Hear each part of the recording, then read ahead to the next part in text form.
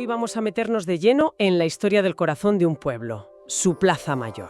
Exacto. Las fuentes que tenemos son varios capítulos de libros sobre la historia local de Mercedes, una ciudad en Argentina. Sí, Y el objetivo es descubrir cómo un simple trozo de tierra se convierte en un documento vivo que narra el crecimiento, los conflictos, el carácter de una comunidad. totalmente. Para empezar, ya la propia estructura de la ciudad nos cuenta algo. No es la típica cuadrícula perfecta de las ciudades coloniales, y hay una razón para ello. La historia del trazado es fascinante, porque cuando el agrimensor Raimundo Prat llega en 1830 para dibujar el plano oficial, no se encuentra un lienzo en blanco. Claro. Se topa con un pueblo que ya existía desde 1752, con sus casas, sus caminos, sus costumbres. O sea, casi 80 años de historia ya sobre el terreno. Era una realidad consolidada.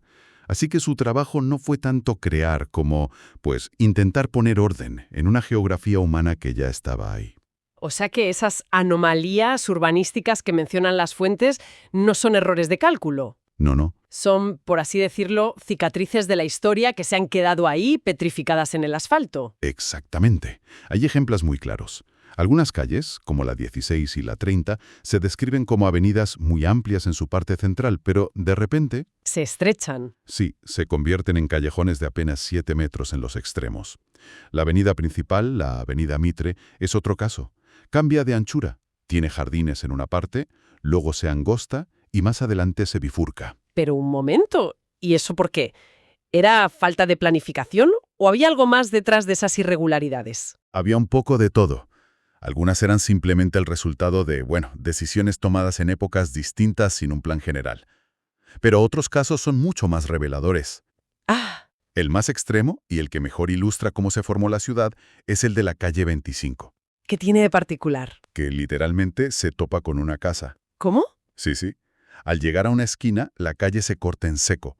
No la rodea, no se desvía, choca contra una fachada. ¡Qué bueno! La tradición oral, que es lo que rescatan estas fuentes, cuenta que allí tenía su pulpería. Que era una especie de bar y tienda de la época, ¿no? Justo, pues la tenía un amigo un protegido de un caudillo local. Ah, aquí es donde se pone interesante. Entra en juego el poder. Justo, cuando el agrimensor Prat quiso rectificar la calle y hacerla seguir una línea recta. Lo lógico. El poder del caudillo se impuso. El rancho se quedó donde estaba. Y ese obstáculo, nacido de una relación de poder de hace 2 siglos, ha seguido definiendo la forma de la calle hasta hoy. Increíble. La casa de ladrillos que sustituyó a la choza original duró hasta 1942, pero el trazado sigue desviándose. Es que es alucinante, no solo una anécdota, es la prueba física de que el poder personal podía literalmente torcer el rumbo de una ciudad. Totalmente. Una decisión de hace 200 años que sigue obligando a los coches a girar hoy en día. Si el trazado de las calles es el esqueleto, la plaza debe ser el rostro del pueblo, y por lo que dicen las fuentes, ha tenido muchos. Muchísimos. Es como hojear un álbum de fotos a lo largo de 150 años y ver que la persona es irreconocible en cada imagen. Buena analogía. La primera foto que tenemos es un cuadro de 1856, de un pintor local conocido como el Manco López, y muestra una plaza que hoy nos parecería un solar. ¿Un solar? Sin nada. Ni un solo árbol. Es un espacio abierto de tierra lleno de gente a pie, a caballo, en carruajes. ¿Y en medio de ese solar qué había? Al principio nada, pero solo un año después de ese cuadro, en 1857, erigen en el centro una pirámide. ¿Una pirámide? Sí, una réplica de la famosa Pirámide de Mayo de Buenos Aires, un monumento muy importante para conmemorar la Revolución de 1810. Espera un momento. Una réplica de la pirámide de Mayo en mitad de la plaza. Eso es un monumento de primer orden. ¿Qué fue de ella? Porque hoy no está. ¿Desapareció? Fue demolida a finales de ese mismo siglo, víctima de lo que uno de los autores llama una fiebre demoledora. Una fiebre demoledora. Sí, una época en la que, al parecer, modernizar significaba borrar el pasado. Esa fiebre no solo se llevó la pirámide, sino también otros edificios históricos como el Cabildo. ¡Qué pena! Es un recordatorio de cómo las ciudades a veces devoran su propia historia. Y después de esa plaza seca y esa pirámide perdida, la historia da un giro inesperado. El progreso no siempre es asfalto y luz eléctrica. A veces es barro. Un montón de barro. A finales del siglo XIX, la actual Avenida Mitre, que entonces se llamaba Boulevard Santa Rosa, tenía unos jardines centrales que el texto califica, con cierta ironía, de muy espirituales. Me encanta. Pero esa espiritualidad convivía con algo mucho más terrenal, los pantanos colosales. ¿Pantanos? Enormes charcos de lodo que se formaban en invierno y eran la pesadilla de los carros. Me encanta esto. Porque donde hay un problema, casi siempre surge una profesión. Y aquí aparecen los cuarteadores. Exacto. Eran hombres con yuntas de bueyes o caballos que se apostaban cerca de los pantanos y, por unas monedas, sacaban los carros que se quedaban atascados. Profesionales del rescate en barro. Tal cual. El texto rescata los nombres de varios, como Pedro Videla o Protasio Altamirano, pero se detiene en uno en particular, Dolorido Romero. Vaya nombre. Un personaje que parece de leyenda. Totalmente. Lo describen como un hombre de pocas palabras, muy guapo. En el sentido rioplatense de valiente, del tipo duro, ¿no? Exacto. Y lo que le hacía famoso era que no usaba látigo. Dirigía a sus imponentes caballos, un tordo y un colorado, solo con silbidos y un grito certero en el momento justo para que hicieran la fuerza necesaria. ¡Qué maravilla! Era pura pericia y conexión con los animales. Resulta increíble pensar que ese barrizal lleno de bueyes y personajes como Dolorido Romero estaba a punto de convertirse en el centro de la vida moderna. ¿Cuál fue el catalizador de ese cambio tan drástico? El cambio llegó de golpe en 1904, con la que se conoció como la Plaza de la Rotonda. Suena importante. Y lo era. Aquí ya hablamos de un espacio urbano moderno. Se instalan elegantes arcos de luz eléctrica, las aceras ya son de baldosa, y en el centro se construye una majestuosa rotonda con una escalera de mármol. Ah, vale. Se convierte en el epicentro social indiscutible. El lugar donde todo pasaba. Todo. Allí se daban los discursos patrióticos en las fechas importantes, tocaban las bandas militares los domingos, y era el lugar de juegos preferido de los niños, el orgullo de la ciudad. Pero intuyo que tampoco duró. Como todo en esta plaza, su aspecto no duró mucho. La ciudad parece que no podía estarse quieta. ¿Qué vino después? Porque he leído algo que suena bastante surrealista. Lo es. En 1918, un jardinero contratado para la ocasión la convierte en la que los opositores políticos llamaron, con bastante sorna, la Plaza de los Reptiles. ¿Cómo que de los reptiles? Sí, tal cual. Creó en los parterres, con plantas y flores, enormes figuras de víboras, cocodrilos y sapos. No me lo puedo creer. Una excentricidad que dejó a todo el mundo asombrado. Pero tampoco duró.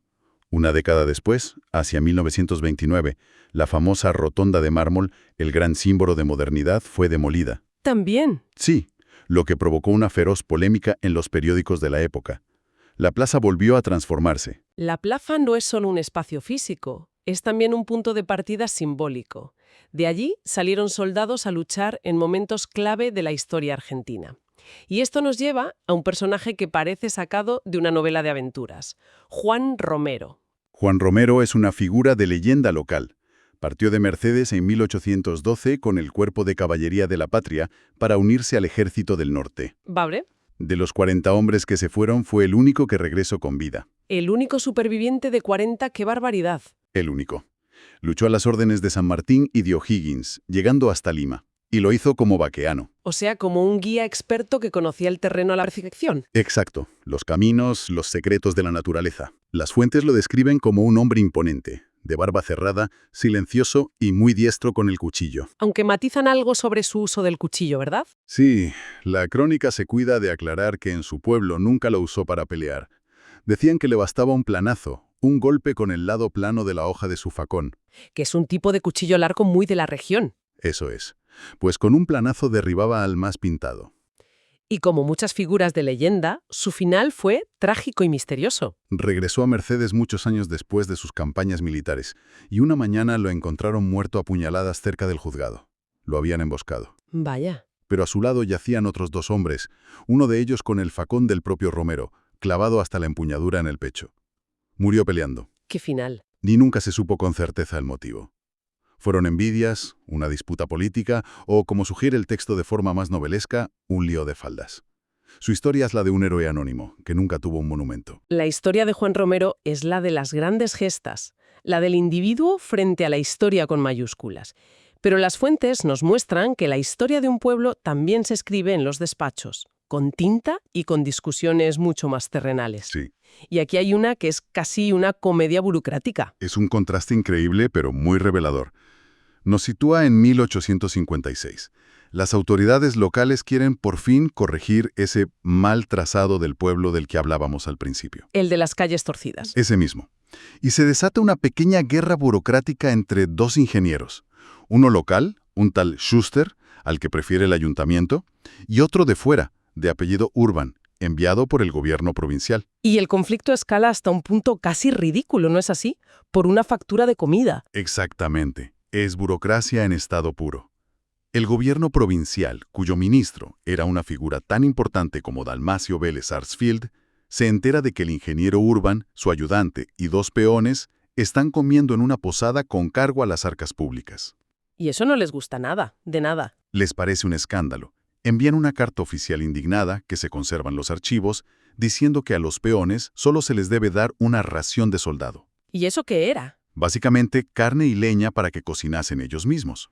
Y que de la cuenta total de 90 pesos diarios de la posada, el gobierno solo pagará 20. ¿Y el resto? El resto, 70 pesos, debían pagarlo de su bolsillo el ingeniero y su ayudante. Me imagino la cara del ingeniero Urban. Pues sí, y claro, no se resignó a pagar. Normal. Protestó formalmente y con razón, escribiendo directamente al juez de paz del pueblo. Y su carta es una pequeña joya. ¿Qué decía? Fue usted mismo, señor juez, quien me llevó a la posada y acordó el precio. Toma ya. Básicamente lo pone entre la espada y la pared. Lo deja en evidencia delante de sus superiores. ¿Y en qué quedó todo aquello? Nada. Entre las intrigas para favorecer a un ingeniero u otro y esta disputa tan pedestre sobre la factura de la comida, el gran plan para modernizar el trazado de Mercedes se fue al traste. O sea que todo se paró por eso. El pueblo siguió con sus calles irregulares, sus anomalías y su carácter único. La historia a veces la deciden las cosas más pequeñas. Es un recorrido alucinante. Hemos visto cómo una plaza pasa de ser un solar polvoriento junto a un fuerte en ruinas a un centro social con rotondas de mármol y arcos de luz eléctrica. Sí, Hemos conocido a héroes de leyenda como Juan Romero y a personajes pintorescos como Dolorido Romero, el cuarteador que hablaba con sus caballos, y hemos terminado con burócratas discutiendo por quién paga el almuerzo. lo que estas fuentes demuestran es que la historia de un lugar está hecha de capas que se superponen. Las calles torcidas nos hablan de caudillos que imponen su voluntad. Claro. La pirámide demolida nos habla de prioridades que cambian y de una memoria que es selectiva. Y esas cartas oficiales sobre la comida de los peones nos recuerdan que los grandes planes pueden fracasar por detalles muy humanos y a veces un poco mezquinos. Desde luego. La plaza es un espejo de la historia completa del pueblo, con sus grandezas y sus pequeñeces. El texto menciona esa fiebre demoledora que borró edificios históricos como el Cabildo o la pirámide de la plaza. Esto nos deja una última reflexión para pensar. ¿Qué edificios o lugares significativos en nuestras propias comunidades corren el riesgo de desaparecer hoy en día, ya sea por negligencia o por un supuesto afán de modernización? Es una buena pregunta. ¿Y qué historias, qué personajes y qué conflictos se perderán para siempre si no prestamos atención antes de que sea demasiado tarde?